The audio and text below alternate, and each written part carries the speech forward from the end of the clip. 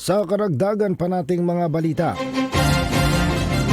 pakinggan naman natin ang pag-uulat mula sa ating CMN roving reporter sa Mindanao. CNN Live Nationwide. Willie Boy Ramos, magandang araw sa iyo. Magandang araw din Ariel, magandang araw Pilipinas, mayong adlaw Mindanao.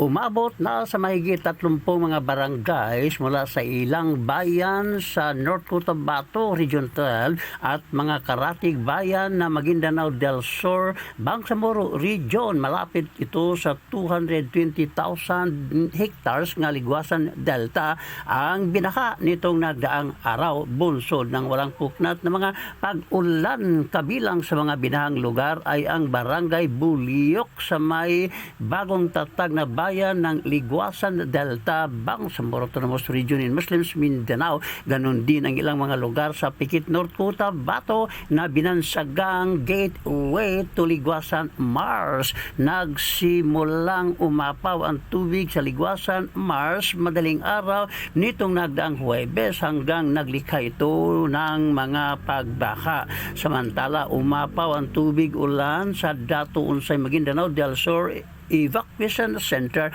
kung saan lumikas ang mga residente mula sa Sitio Irrigation, Barangay Mita, Dato Unsay Maguindanao del Sur dahil sa nangyaring engkwentro sa pagitan ng MILF 118th Base Command at ang 105th MILF Base Command. Ayon pa kay Dato Unsay Municipal Disaster Risk Reduction and Management Officer na si Amer Jihad Ambulodto, nasa Municipal Jail ang ibang mga bakwit. Ang iba naman ay umuwi na sa kanilang mga tahanan matapos pumagitna ang Peace, Security and Reconciliation Office of the MILF Ceasefire Mechanism at ng MILF Ad Hoc Joint Action Group at ang MILF Cessation of Hostilities. Willie Ramos, CMN roving reporter ng Mindanao Radyo Kalikasan ng Og City Base, nagulat ng live para sa CMN Pilipinas.